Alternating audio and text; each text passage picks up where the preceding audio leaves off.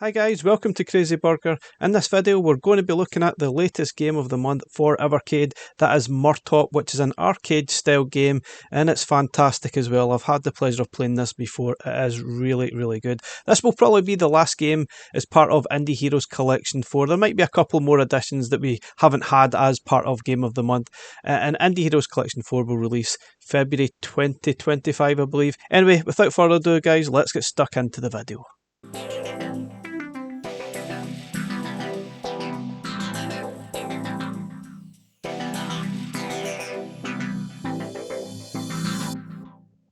Okay guys, so let's have a look at Murtop, which is a game that's going to be running natively on the Evercade, meaning it's not emulation, it's actually running properly on the Evercade, which is pretty cool. We have a few games like that already, like Donut Dodo as well. It's a little bit similar in style to that, I guess, the fact that it's an arcadey style game, but a brand new game as well, which I played a few months back, and it's fantastic stuff. It's like a cross between Dig Dug meets Bomberman type of thing. It is really good. If you like Donut Dodo, then you'll really love this one. And it is available for all the Evercade handhelds, apart from the original Evercade, sadly, I guess. If you still got that, I'm afraid you're going to miss out. Now, this will be the last game that's going to drop as part of Indie Heroes Collection 4, and that should hopefully launch around about February 2025. And I'm sure we'll get a few details of the full lineup. They usually have a few extra games other than the ones that are part of Game of the Month. So we'll look forward to that. Maybe we'll get to know more about that through December, or maybe into January before it actually goes up for pre-order. But anyway, we'll look forward to that. I'm not really sure it's been a great selection of games so far, but happy to say this one is definitely one of the better ones so far, if not the best one so far. So unusually, they've kept it the best one to last rather than maybe the best one to first game of the month that we've seen in previous years. But yeah, this is definitely an arcade style game running natively on your Evercade devices, and there's some information here. Yeah, it's very much like Donut Dodo, as it says there. It's been built on the Godot engine, so it's perfectly suited for the Evercade now that they've got that up and running. As you can see here by the graphics, does give those Dig Dug vibes, but it's crossed between a little bit with Bomberman. You're really trying to take out the enemies with bombs. It's fantastic fun, absolutely crazy but fun. Basically, you're dropping bombs, getting rid of the enemies, that type of thing. Really cool. Now, there are some notes on the firmware update, and there's been a few other things added to each of the devices, from the Alpha to the VSs to the EXPs, and there's some sort of patch notes here. If you're interested in that, I will quickly go through them and see what there is. Let's have a quick look. Now, obviously, please note, any saves made as part of the Game of the Month will not carry across to Indie Heroes Collection 4. I wonder actually if it's a natively running game. I don't think you can use your save states. I might be wrong. I can't remember. I'm pretty sure you can't. So let's have a quick look at the patch notes of the latest details. So this is the EXP patch notes. Basically, we've got the new game added. We'll get save game bugs when transferring carts between original handheld, Super Pockets and other Evercade devices now fixed. What the heck that means, I don't know. What that entails, it would be great to know some more information here rather than that very vague sort of thing there. What does that mean? What was actually happening? Should we be aware of something? Who knows? But anyway, if you were experiencing some sort of bugs, then hopefully that will be fixed. Menu improvements for UI, no idea what that means. And amendments to library, again, that would just be adding some extra info and on details, I guess, that were wrong. Who knows? I wish they would actually give you more details than what they've got here. It doesn't really tell you an awful lot. So looking at the EXPR details, if you're lucky enough to have one of those, it's pretty much more of the same. It's the exact same. And please note, currently unsupported games are still being worked on with developers and will be rolled out with an interim update when available. Now, I think if I recall, the Seahorse game is not currently supported with the EXPR. I have no idea why not, because it works with the other EXP, so why there's a big difference, I don't know. Let's look at the VS quickly. So VS patch notes are pretty similar. There's an interesting addition there. We've got Intellivision cartridge combo game. Zombie Magnus has been fixed and now selectable. I didn't even realise that was a problem. It did work, obviously, way back when the Intellivision collections were released. Putting in 1 and 2 gives you this Zombie Madness game, but didn't realise it was not actually working. Anyway, it's now fixed, I guess. So looking at the VSR patch notes, they are pretty much the same as the VS. And there's just another bit at the bottom there about unsupported games. That they're really just covering that across the board. Not sure if there was any for the VSR, but let's have a quick look at the alpha. There should be some more amendments for that. So we've got a few more additions there. We've got fixes to cartridge patching on Evercade Alpha. I don't really think that was working. It wasn't really available. We've got external controller support that fixes for Evercade Alpha on some titles. Now that is for, if you followed my review video, if you put in the external controller, I think that the Alpha one that I got didn't let me play Tomb Raider, for example. I think there was an issue with PlayStation games in particular that didn't like the external controller, so hopefully that now works. I'll probably look at that in a different video, to be honest, and make sure that is now actually fine. Also got Evercade Alpha side icons fixed across all themes.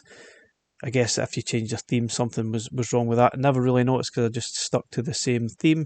Atari Lynx Collection 1 issue with Evercade Alpha now fixed. Not entirely sure what that was. Maybe there was a certain game not supported. But again, here it says, currently unsupported games are still being worked on and they will be fixed soon. So much for the day one patch that was going to fix all these games that were not supported. I'm not entirely surprised. There is a few games that are not supported, like the Bubble Seahorse Adventures. I think the other one, what was the other one? I can't remember. Cathedral was the other one, I believe. There might have been another couple, but we're still waiting on them being playable on your Evercade Alpha. Not the end of the world, but I guess it is what it is. We were promised it would be fixed in a day one patch, but we are still waiting. This will probably go on for a couple of months, I would guess, or at least into next year at worst. Anyway, guys, let's get stuck into the new game of the month. So once your firmware has updated on your chosen Evercade device, you'll be presented with Murtop, and amazingly it has 256 single screen stages to progress through. No one's going to be finishing this in a hurry, that's for sure, but that is great value for money. And this is a really cool game. I have to say, this is definitely one of the best ones we've had yet. And look at that, you can put the bombs. I didn't realise that that's what the character was actually doing. But anyway, guys, let's get stuck in. Just a word of warning, it does take a little while to actually load up, but once you get started, the game is absolutely fine. We don't have any Donut Dodo issues that we experienced last year at all. But anyway, let's have a look at the game.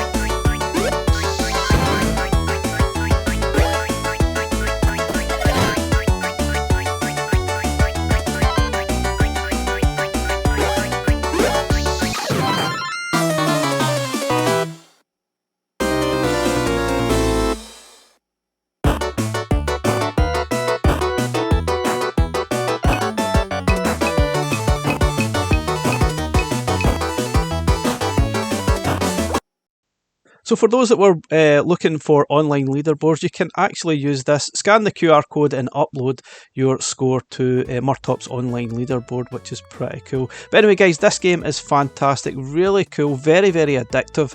I love the cross between Bomberman and Dig Dug. It is so cool. It's easy to play as well. It's not complicated. You're just trying to remove the enemies and trying to obviously do multiple at once for maximum points.